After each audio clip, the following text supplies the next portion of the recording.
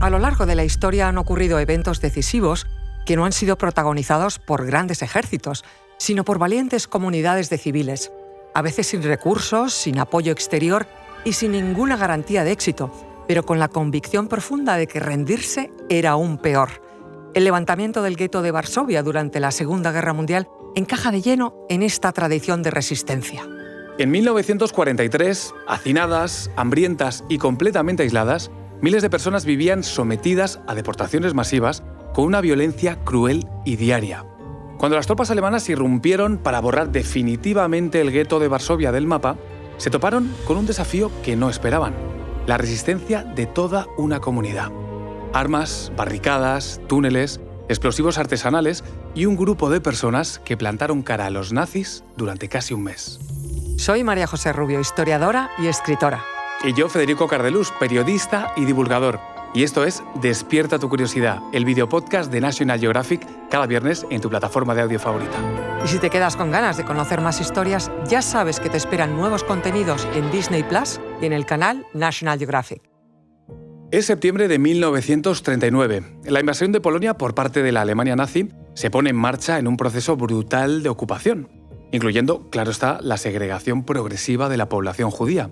En la capital polaca, el gueto de Varsovia fue creado por los ocupantes alemanes en noviembre de 1940. Los llamados guetos eran básicamente espacios donde concentrar a la población judía antes de su deportación. Se estima que en su momento de mayor hacinamiento, el gueto de Varsovia albergó entre 300.000 y 400.000 personas, en una superficie de apenas unos 3,4 kilómetros cuadrados. Si lo entendemos en términos puramente prácticos, la situación implicaba niveles de densidad humana extremadamente altos.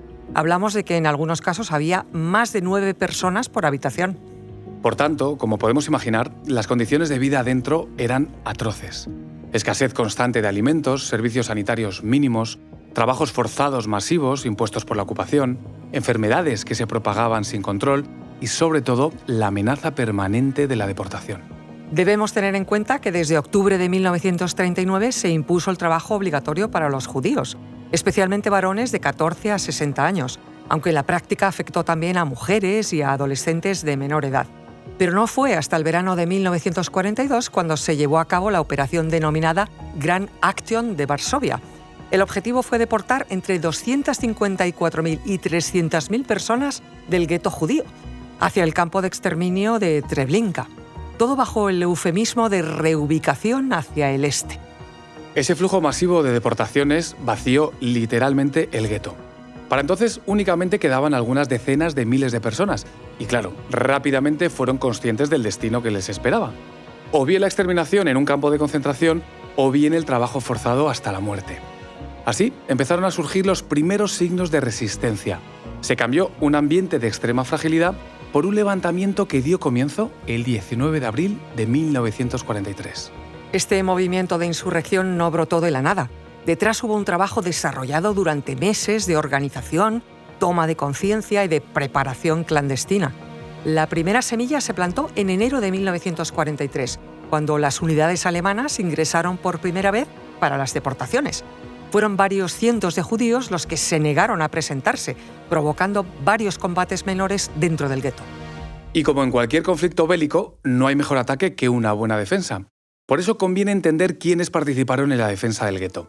Fueron dos grandes agrupaciones. La primera, la Organización Judía de Combate, formada por jóvenes judíos sionistas, y la segunda, la Unión Militar Judía, un grupo con una estructura mucho más militarizada y profesional. Lo que sí tenían ambas organizaciones era apenas unos 200 combatientes, una alta escasez de armas y, lo más importante, una tecnología muy inferior a la del poder ocupante. Pero sí contaban, en cambio, con una ventaja, y es que conocían perfectamente el terreno. Por eso construyeron una red de búnkeres, túneles de escape y escondites en los sótanos y edificios devastados del gueto, todo con el fin de anticiparse al ejército alemán. Y quizás sea importante sumar un detalle más que les situaba en inferioridad. La población, en su inmensa mayoría, era civil y, por tanto, no todos los habitantes eran combatientes ni tenían formación militar. Eran personas que se escondían en refugios, en sótanos, en casas evacuadas y trabajadores forzados que, eso sí, podían servir como enlace de información. ¿Y en el lado opuesto qué? Pues bien, encontramos un complejo operativo germano. Las fuerzas de ocupación contaban con la colaboración de las SS, sumada a las unidades auxiliares de combatientes, reclutados entre prisioneros o nacionalidades enemigas como la URSS. También policías polacos colaboracionistas, además de cuerpos de ingenieros, artillería ligera e incluso equipos técnicos de apoyo logístico. Es decir, que la ventaja a priori era abismal. Para poner esta operación de represión en marcha se necesitaba una cabeza pensante. Esa fue la del comandante Jürgen Stroop, enviado por altos mandos nazis para aplastar los levantamientos. El enfrentamiento, por tanto, no era simplemente unos pocos ciudadanos contra soldados, sino una batalla urbana, desigual, con tácticas y condiciones muy adversas para los insurgentes. Y así se cocinó el conflicto que dio comienzo la mañana del 19 de abril de 1943. Esa mañana, los alemanes, en columnas de asalto, entraron en el gueto de Varsovia con la intención de llevar a cabo una operación final de deportación. Los insurgentes eran conscientes de que aquello era la fase final de la liquidación del gueto, pero estaban totalmente preparados para responder. La entrada al gueto se inició a las 3 de la madrugada con los nazis marchando en 2 columnas, una por la arteria principal del gueto y la otra por una de las calles interiores que conectaban el centro con la zona más profunda. Los insurgentes los emboscaron con granadas, cócteles Molotov y armas ligeras desde las ventanas, sótanos y tuberías. Ese primer choque provocó un retroceso. Los alemanes, sorprendidos, tuvieron que retirarse tras perder varios vehículos y hombres. Stroop observó que las tácticas ordenadas no iban a funcionar. Por eso, las fuerzas alemanas modificaron sus movimientos. En lugar de capturar judíos e iniciar deportaciones inmediatas, se centraron en destruir edificios, usar lanzallamas, demoler sótanos y búnkeres, quemar casa por casa. La respuesta del bando insurgente fue contraatacar con ataques nocturnos, usar uniformes alemanes e ir aprovechando la infraestructura oculta que habían preparado. Poco a poco, los ataques insurgentes perdieron fuerza y efectividad. Muchos murieron o fueron capturados. Incluso alguno de los mandos decidió suicidarse antes que rendirse. La entrada alemana era inevitable, igual que la destrucción del gueto. La mayoría de versiones coinciden en que el fuego continuo y sistemático fue el método de ataque más habitual. De hecho, los relatos de la época resumen con claridad lo ocurrido, hablando de un mar de llamas que inundó casas y patios, en los que no había aire, solo humo negro y un calor asfixiante.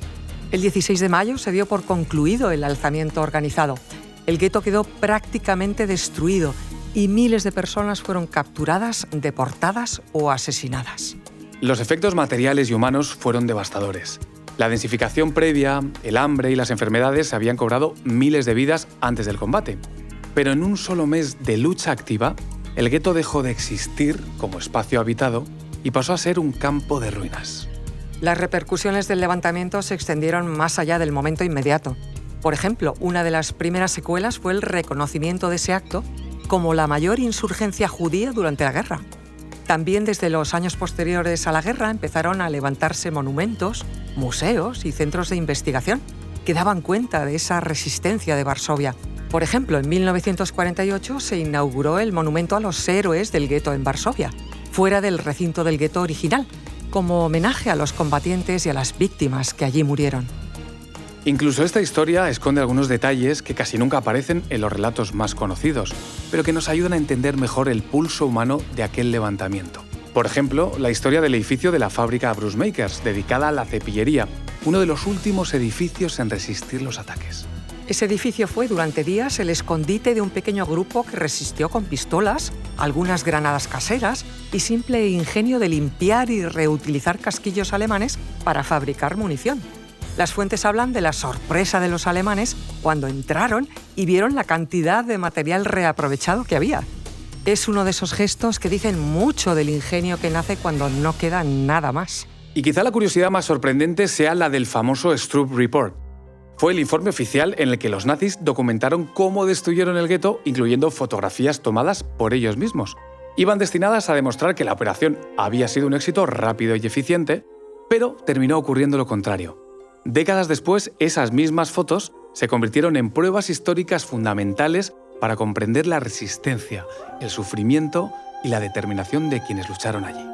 El levantamiento del gueto de Varsovia no es solo un episodio de la Segunda Guerra Mundial, es un recordatorio de lo que puede llegar a hacer una comunidad cuando decide que no va a desaparecer sin oponer resistencia. No consiguieron cambiar el destino que otros habían diseñado para ellos, pero sí dejaron constancia de que estuvieron allí, que resistieron y que su voz no se apagó del todo. No hace falta ser historiador para sentir el peso de estas historias. Basta con detenerse un momento y pensar en cómo, incluso en los contextos más oscuros, las comunidades son capaces de organizarse, de ayudarse, de cuidarse y de defender su dignidad con lo poco que tienen. Esto es Despierta tu curiosidad, el videopodcast de National Geographic, cada viernes en tu plataforma de audio favorita. Y si te quedas con ganas de conocer más historias, ya sabes que te esperan nuevos contenidos en Disney Plus y en el canal National Geographic.